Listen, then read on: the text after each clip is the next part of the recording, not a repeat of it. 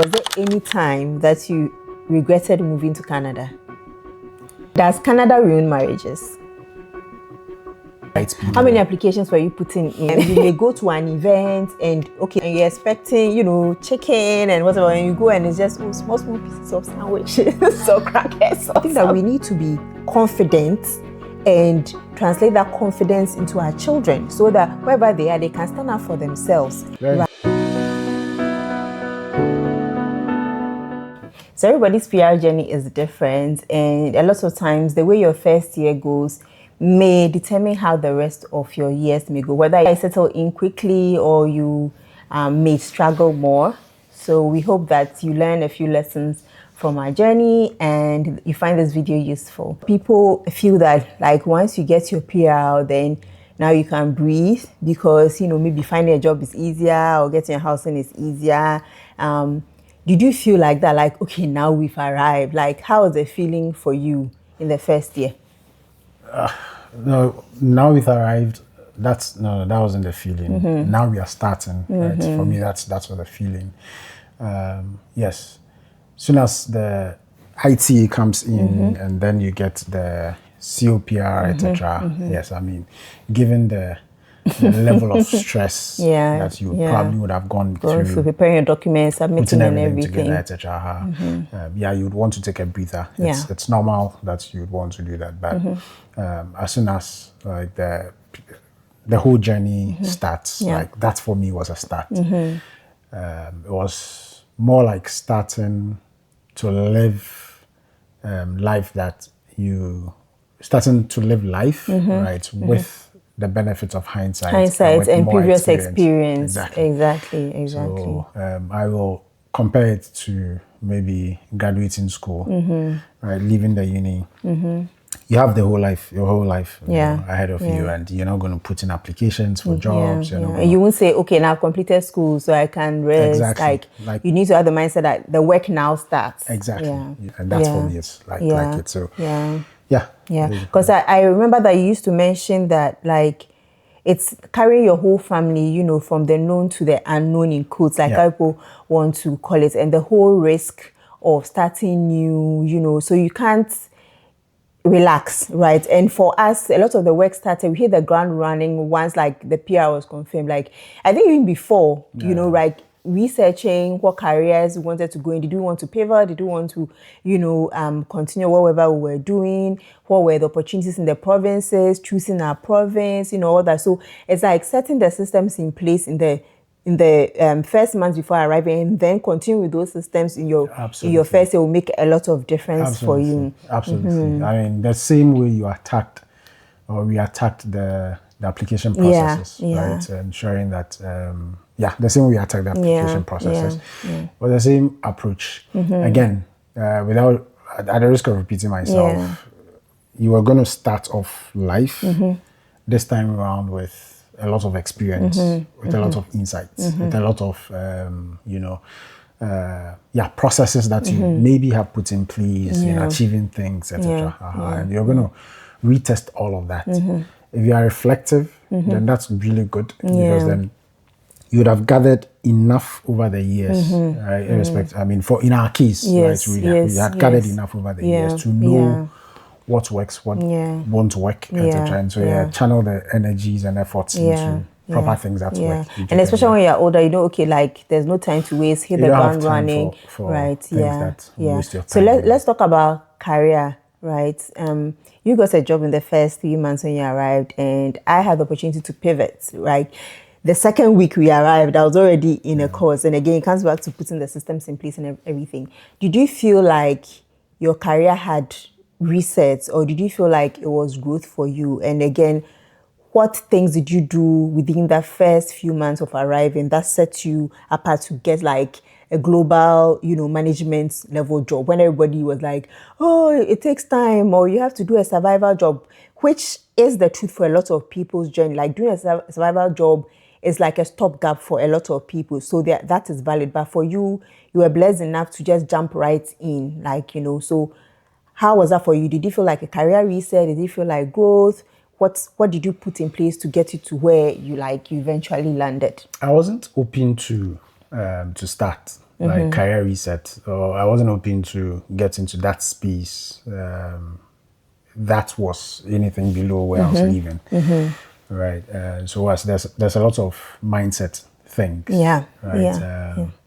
I mean, we are Christians. Believe whatsoever you desire when you pray, You get it. you Yeah. receive. You receive. Right. And so a lot of faith. Please, like you need to Be active. be active. Yeah. Like yeah. active faith must show. You get it. Yeah. So yeah, other people's stories. Well, they weren't going to be my story. I mean, I think that you know this. Yeah. Like, Guarding your mindset. exactly. The fact that the narrative out there is what survival jobs. That's people's story. That's not going to be my story. Yeah. So, what are the things you put in place? Talk about systems you put in place. So ensuring that applications had gone out to the right people. How many applications were you putting in? Oh, no, in a day? again, Everybody's experience is different.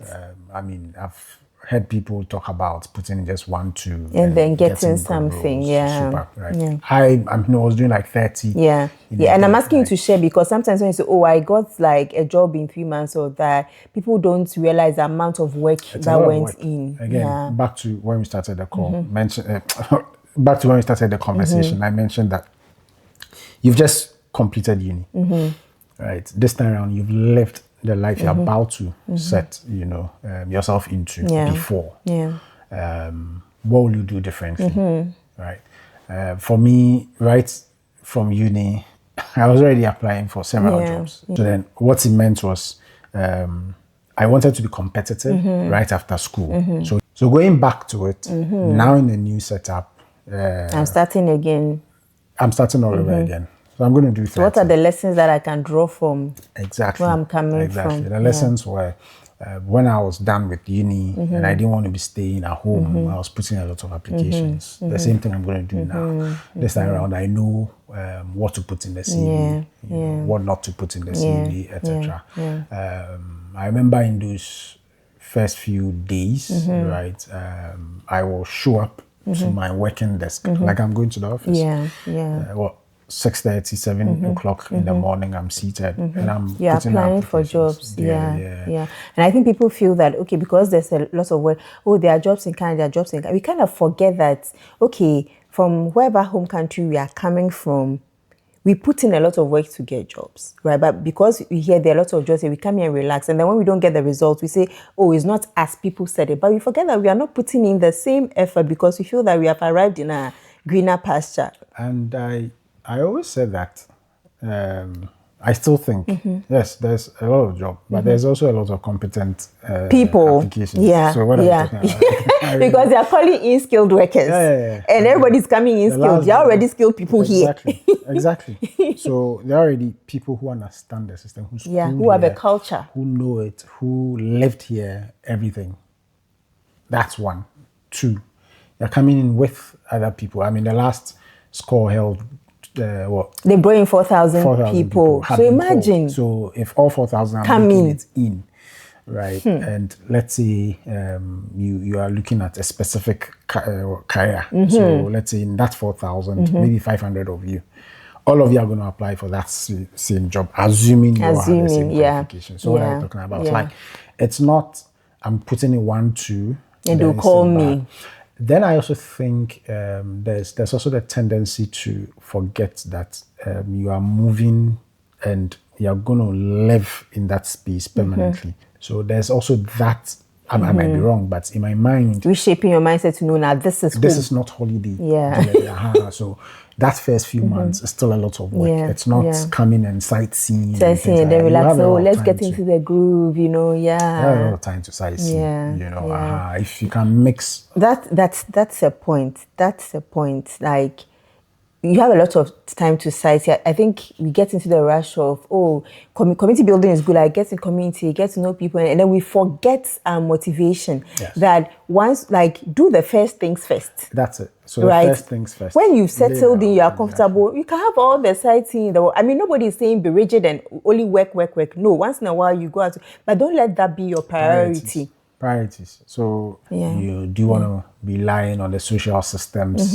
No, I mean, we weren't relying on relying on social systems back in Ghana. Why would you want to do come that and rely? And honestly, that money is not even enough. That's the truth be told. That's why when you come in with kids, like there's child benefit, all of that is the government's way of helping you to settle in, but not like rely on it forever, especially if you have the mindset of building wealth. Exactly. Right. And so basically for me, that's it. That was it for you. Being in the positions and the roles that I occupied, right, in Africa, getting to a level I was in back in Africa, I had sat in several interviews, so for sure I knew what employers were expecting. They were looking for in my CV, how I was going to bring forward my experiences, to make it relevant to what I'm looking for, what we are going to, be interviewed for. Do I think that it's reset? I think I've already answered that. I think yes, so basically different experiences. So it's growth. In all shape, form, in whatever it is. Okay. And I mean, for me, I had the opportunity to pivot my career, and that was because I even started my research before we came, and that course was starting in September, and we came around, around that time. Yes, and I put an application before we arrived. The moment we came, I had to send my SIN, to get the funding and everything. So it was like there was no breathing space. Like we just hit the ground running, and by God's grace, you see it in the results, right? Okay, because after that, how do you call it? After that batch, for us, they didn't run that course again, right? Because there was no funding for that course. Yeah, exactly. Yes. So you need to do your research. If you're not looking, you'll not find opportunities, right? Yep.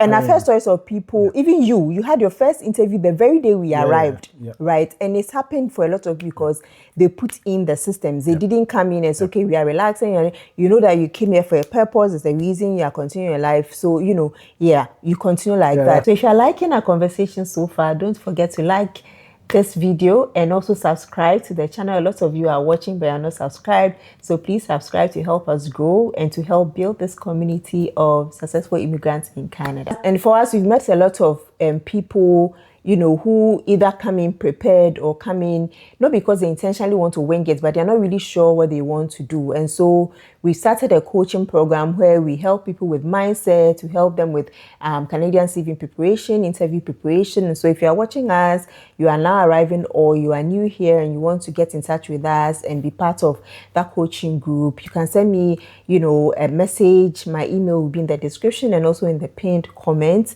We are really passionate about helping people to, live their fullest potential in Canada. Yes, we've learned a lot within our first, and we are willing to share it with the community. A lot of, for example, LinkedIn, people feel like, oh, I don't want to be on social media. It's not about being on social media and posting about your everyday life and your family. No, Canadian employers want to see you there, especially North American, even if you are targeting American companies and all that. They want to see what you are doing, how relevant your experience is. They want to see a presence. You don't have to post every day, but just be there. And there are lots of people who have gotten jobs on LinkedIn. So we are going to also share with you techniques on finding the proper jobs on LinkedIn and all that. So if you're interested, you can send me an email and we'll take it from there. I know one of the big things is also about finances. When people are coming and they are told about the proof of funds, they feel that, they are being worried. In our first year, what was the biggest money lessons that you learned? How, when we talk about financial planning, your first year, building wealth in your first year, budgeting in your first year, what were the things that shocked you and what were some of the tools that you put in place? I wasn't shocked. I didn't think I was shocked. Again, the preparations before coming in, so first sense of what was possible over here,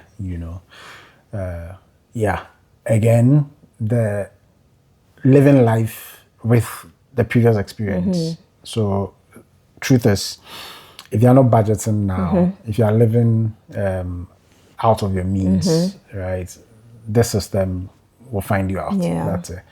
There's a lot of credit.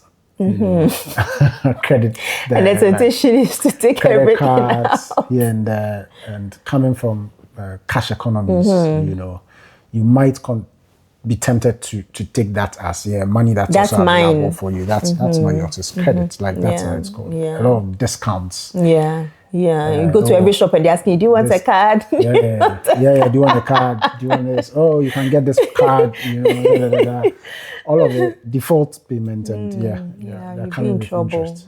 They're coming with interest.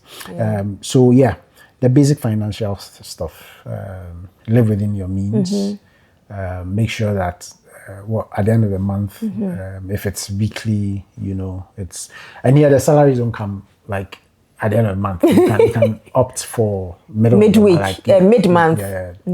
Twice a week, whatever it is. So, and your utilities will just go out, utilities, it's automated. Like, all those things. Yeah, exactly. So for example, paying your utilities, unlike in Ghana, where again, back in Ghana, you could still set all those personally. Yes. So if you live a systematic life, then you can plan all that, right? So all those experiences are transferable here. Your bills will typically leave your bank account directly if you are living in a rented space, right? The landlord is not going to charge you 6 months or 1 year. No, that's it's monthly. It's monthly. And it has to come straight from your bank account. So you give a void check. Is that a void check? Like a blank check. Void check. We call it blank checks back in Ghana. Then they do all this. So yes, your expense and then income and having a real understanding of what that means. Living within your means and not trying to belong or show off or anything. I mean, especially like the first year is for settling and finding your feet. You don't need to prove a point to anybody. If the stories you've heard is people living in townhouses and you're comfortable in an apartment, get it. That's within your means. If people are living in 10-bedroom buildings and you're comfortable in 2, right? Because you have a family dynamic that allows you to do that, feel comfortable. If you also want to get a 5-bedroom, it's up to you. That's your choice. I mean, don't feel guilty for the choices that you make, but make sure it's within your means. It has to be within your means, because then there are credit facilities that you can take, and that you have to pay back later, right? A credit history was another very important thing that I found out.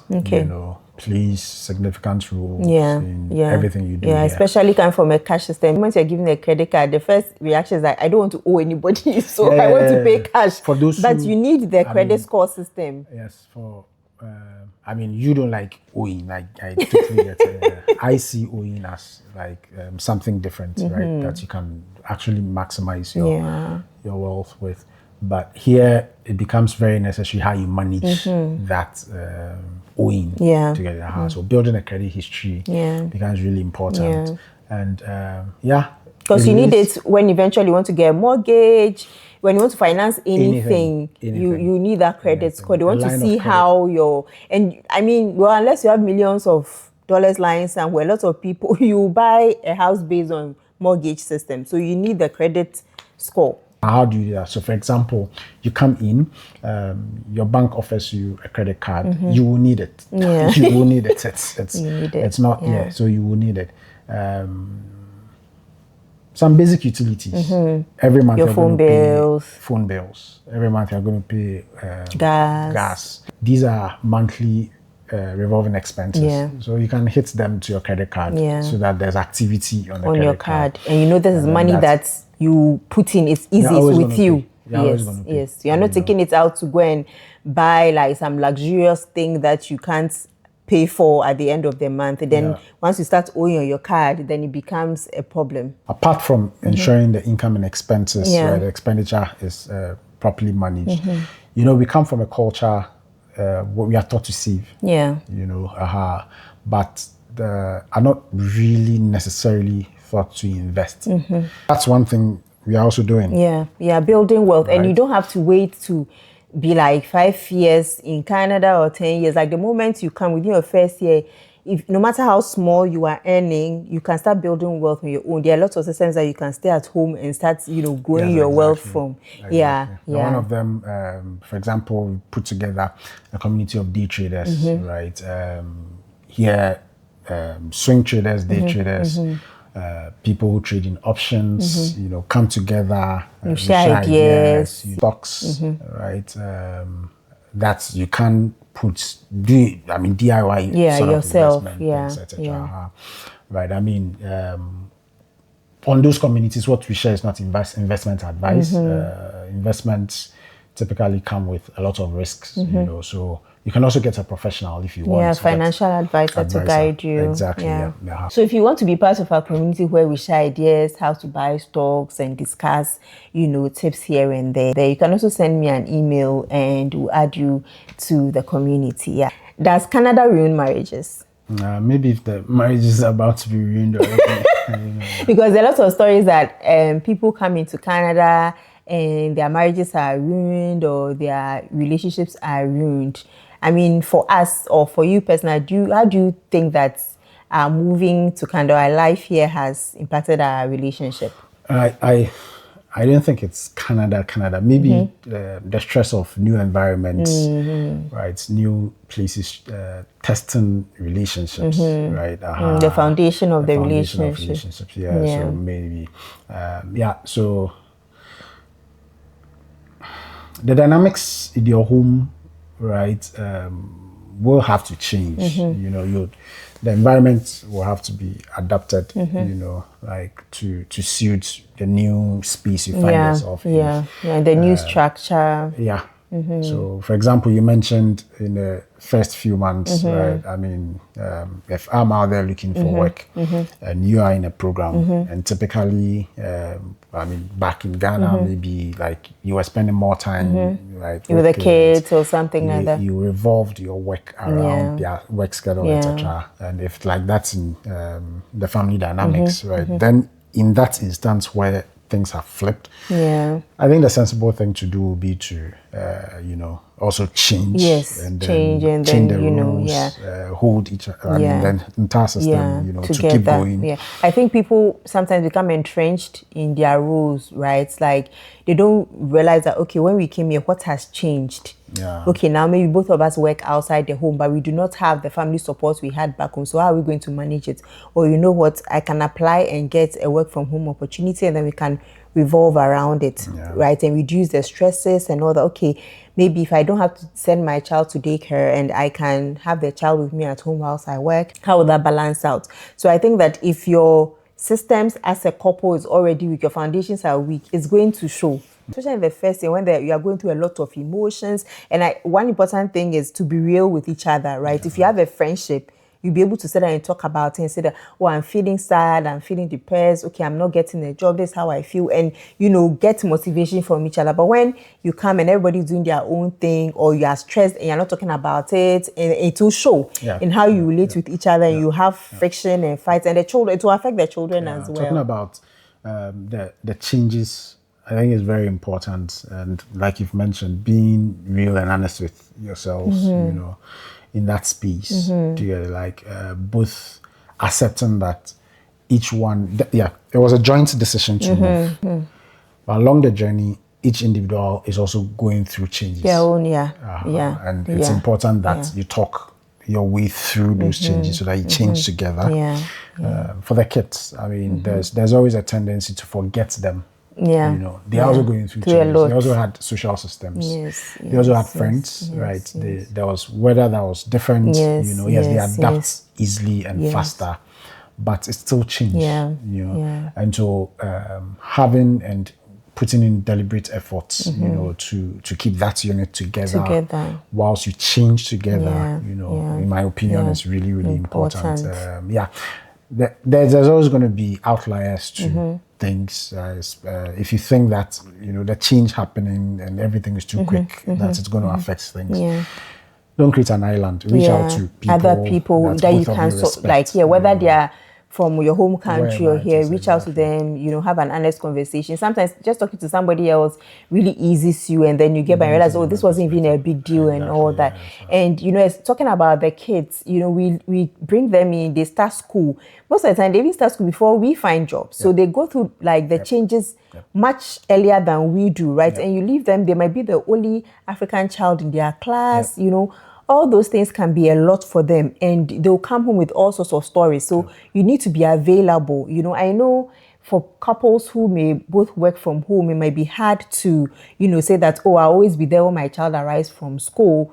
But even if it's the weekend, make time to sit down, have a conversation, and address topics with them. Like, we try to run away from racial topics or whatever it is, but hiding your head in the sand like an ostrich will not make the thing go away. So it's better that you talk about it, prep their mind, so that they can easily come to you and tell you what's going on. Or when somebody tells them something that is out of place, they can recognize that, no, this is out of place, and I need to talk to an adult about it, whether it's their teacher or you. And also being present in their school, right? We need to, I think that sometimes people are afraid of the new system. They don't know how to react. So even when their child is in trouble in school, they'll just go and they are quiet about it. But I think that we need to be confident and translate that confidence into our children, so that wherever they are, they can stand up for themselves. Very right? important.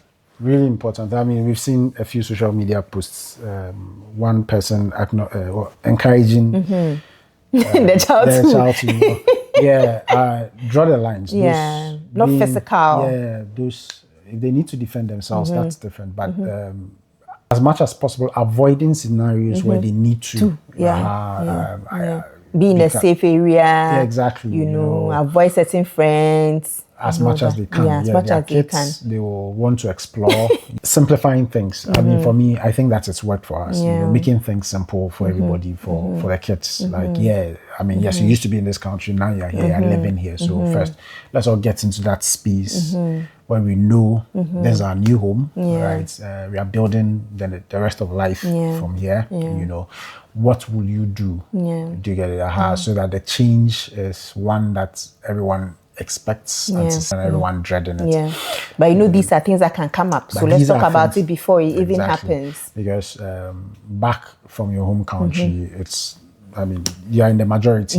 So certain minority conversations will not minority. You need to not add. And then make it, practical. And make sure you don't, it's not like you're instilling fear in your children. No, you just, let them know the reality, let them feel comfortable, appreciate everybody, but also acknowledge their identity as being different and love who they are. Because your child might come home and ask you questions like, oh, why is my hair so hard? Or, like, why am I darker than my friends? All those issues. But if you prepare them, they know their identity, they're happy with who they are, if somebody comes and says, oh, why are you darker than I am? Oh, because God made me like that. More melanin. Yes. Things like that. Or why so? Because, we are different. We come from here and they are proud of where they come from. They are proud to talk about the fact that they are African, but now they live here and they add to the cultural diversity. I think it's not something that we should shy away from or to try to change who we are, but, the best of both worlds. Absolutely. Right?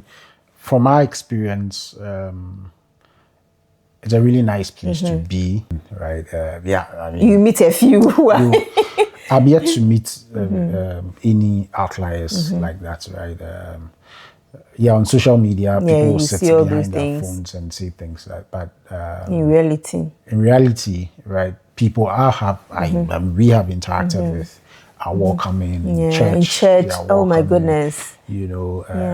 Outside church, super welcoming in school, on the parks. So it was a shock rather, going out for a walk and seeing someone that I didn't know. I was not anticipating to say good morning, hi, and then a good morning. Yeah, but I have also experienced people who see you and as if they are struggling to say good morning, like somebody is forcing them to say it. So sometimes I have met those who are weird. So okay, I don't have to say hi because the Canadian culture, but left to me alone, I wouldn't say. So I have met people who are like that though. But because I think I have in my mind that this can happen, the other side can happen. When people realize that, I'm not sure, okay, we move on. If you're nice, I'm also nice. But we've gone on walks where we've met older couples, grandparents, and they're so excited to see us, and Absolutely. They are generally really nice. So I think it brings us to the conversation of adaptability, right? Like being adaptable, not being stuck in your culture, not like go and learn something that is way off your value system or what you believe in, but being adaptable of other people's ways of doing things. It's also going to go a long way to helping you to settle in quicker, right?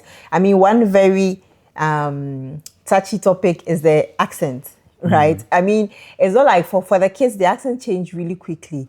But for us, because I mean, you've grown up all your life there, especially if you're somebody who is not really language prone, it can be hard. But you try to pick a few words here and there because you want to be able to communicate, right? You don't want to have to repeat yourself several times, but also doesn't mean that you have to force and change your accent to something that is not, right?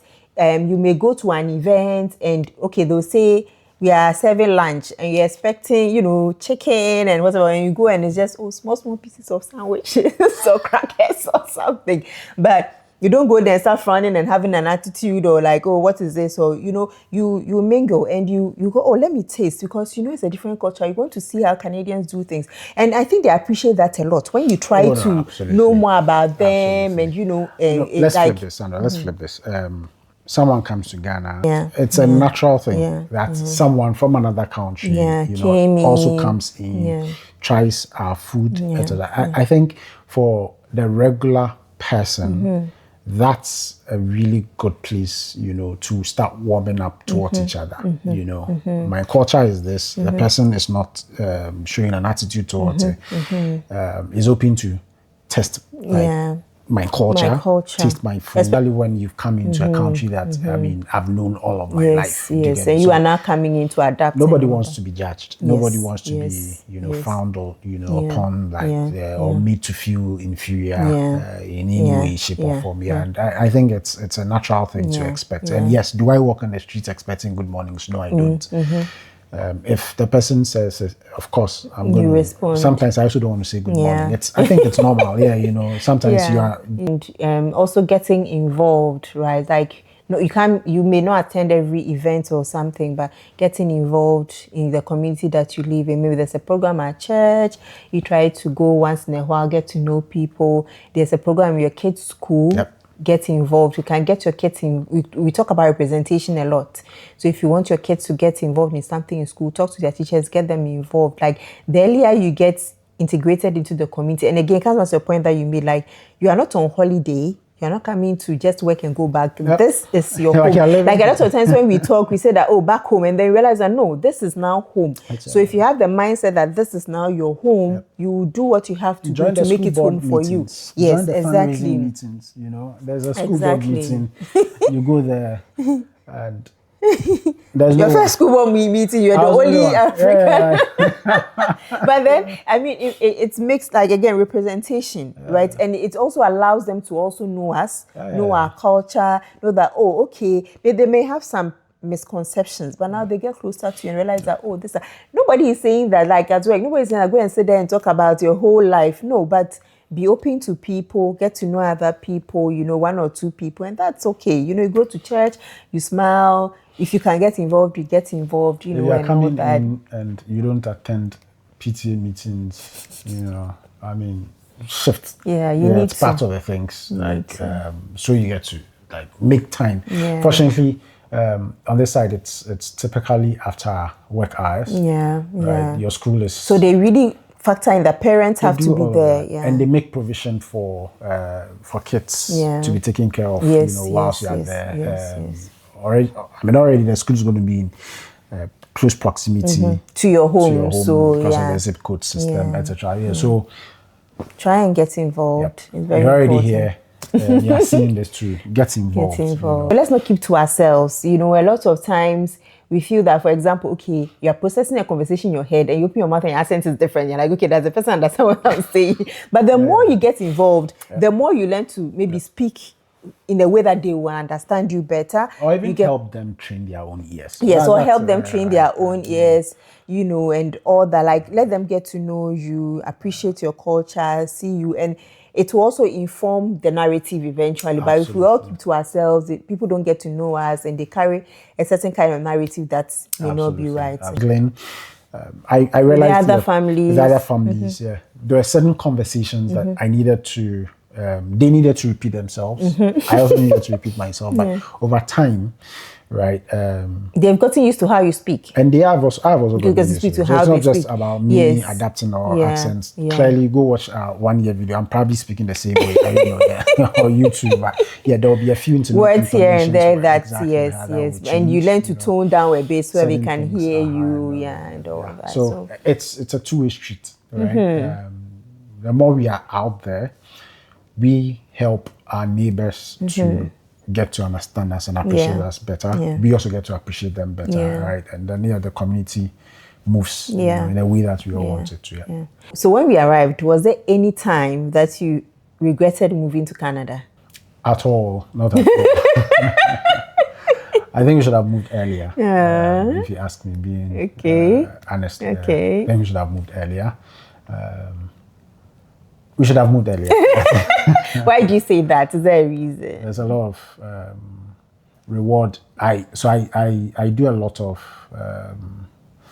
systemic thinking, like systematic thinking. So I do a lot of systematic thinking, right? I process in risk and reward kind of thing, in major decision taking, etc. And a lot of the risks that we probably took, and risk not in a bad way. I mean, has offered better reward. Okay. Here in Canada than in Ghana. Okay. Right. And for me, and again, that's our personal story. For someone else, it could be different. Yeah. Your story is valid. Your life experiences are valid. Being bolder. But it's a bold decision, right? It's a bold decision. So it's not an easy one. Nobody should make you feel like that. But if you, like we said when we started, driven by active faith, right? Putting in the work. Putting in the work. Then you realize that, Because honestly, for me, having to change my career completely, from being a nutritionist to being a growth marketer, I say it, but it's not an easy journey. Sometimes you end up going, look back and you are like, wow, that's how far I've come. Learning new skills, getting into new roles, translating what you already knew into the new space you are in, trying to find your own identity in the new, because you had an identity in whatever career you're working in, now trying to establish a new identity in all that and make an impact. So it's a lot of hard work.